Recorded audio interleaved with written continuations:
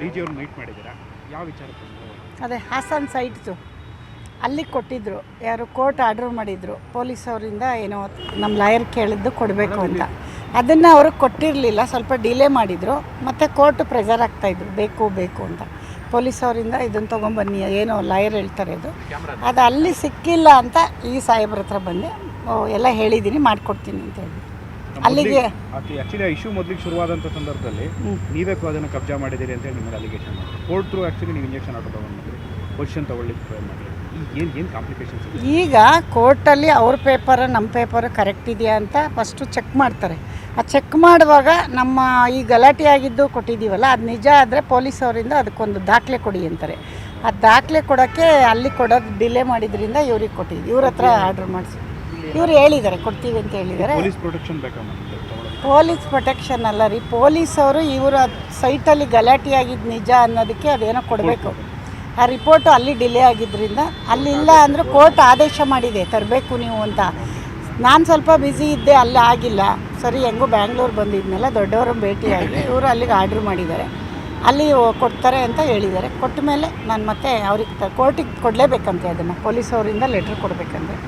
ಹಾಗಾಗಿ lawyer pressure ಆಗ್ತಾಯಿದ್ರು, ಅಮ್ಮ ನೀವು ತರಲೇಬೇಕು ಅಂತಿದ್ದಾರೆ, ನೀವು ಹೋಗಿ ಅಂತ. ಅಲ್ಲಿ ಹೋದೆ, ಅಲ್ಲಿ ಅಷ್ಟು ರೆಸ್ಪಾನ್ಸ್ ಇರಲಿಲ್ಲ. ಹಂಗಾಗಿ ಹೇಗೂ ಬೆಂಗಳೂರಲ್ಲಿ ಇದ್ಮೇಲೆ ಡಿ ಜಿ ಅವ್ರನ್ನ ನೋಡಿದೆ, ಹೇಳಿದ್ದಾರೆ ತೊಗೊಂಡು ರೆಸ್ಪಾನ್ಸ್ ಮಾಡಿದ್ದಾರೆ. ಪಾಪ ಎಲ್ಲ ಅವ್ರು ಏನು ಮಾಡಬೇಕು ಎಲ್ಲ ಮಾಡಿದ್ದಾರೆ. ಅವರು ಅದೇ ಈಗ ಒಂದೇ ದಿನಕ್ಕೆ ಆಗಲ್ವಲ್ಲ, ಎಸ್ ಪಿ ಅವ್ರಿಗೆ ಡೈರೆಕ್ಷನ್ ಕೊಟ್ಟರು, ಇಲ್ಲಿಂದ ಅಲ್ಲಿಗೆ ಕೊಟ್ಟರು.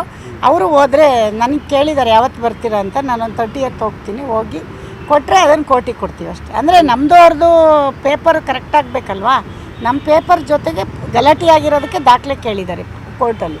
ಮೇಡಮ್, ಎಲ್ಲ ದಾಖಲೆಗಳು ನಿಮ್ಮ ಹತ್ರ ಇದ್ದು ಕೂಡ ಯಾಕೆ ಅವರು ಟಾರ್ಗೆಟ್ ಮಾಡಿ ಈ ಥರ ಮಾಡ್ತೀವಿ? ಅವ್ರನ್ನ ಕೇಳಿ ನನ್ನ ಕೇಳಿದರೆ ನಾನೇ ಇಲ್ಲ,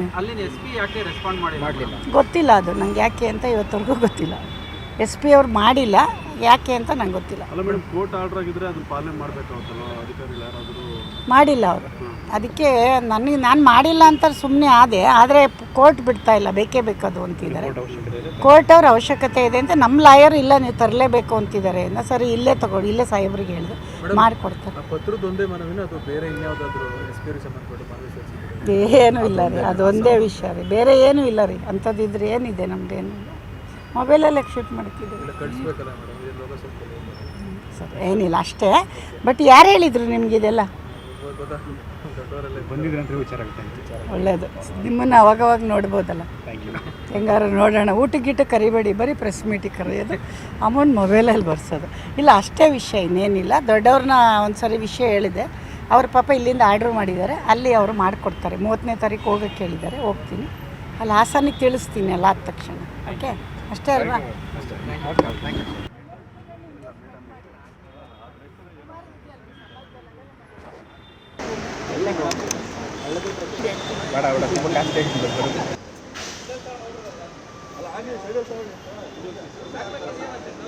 ಇಲ್ಲ, ಕಳಿಸ್ತೀನಿ ಹೋಗೋ.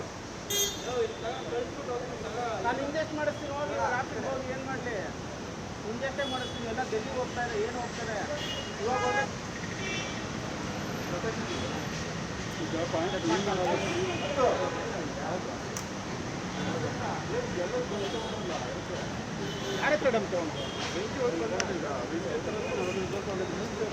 ಇವಾಗ ಏನು ಕೊಟ್ಟರೆ ಡಾಕ್ಯುಮೆಂಟ್ ಅಲ್ಲೇ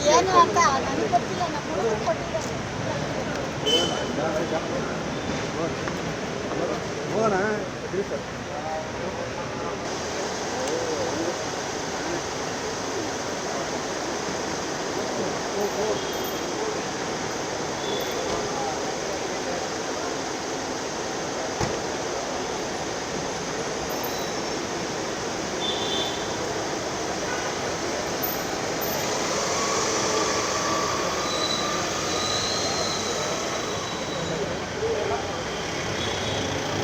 ನಿರ್ಭೀತ, ನಿಷ್ಪಕ್ಷಪಾತ, ವಿಶ್ವಾಸಾರ್ಹ ಸುದ್ದಿಗಳಿಗೆ ಮತ್ತೊಂದು ಹೆಸರಾಗಿರುವ ನ್ಯೂಸ್ 18 ಕನ್ನಡ ಈಗ ಆಪ್ನಲ್ಲೂ ಲಭ್ಯವಿದೆ.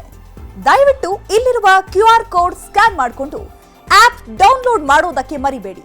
ನಿಮ್ಮ ಬೆಂಬಲ ಹೀಗೆ ಸದಾ ನಮ್ಮೊಂದಿಗಿರಲಿ. ಧನ್ಯವಾದ.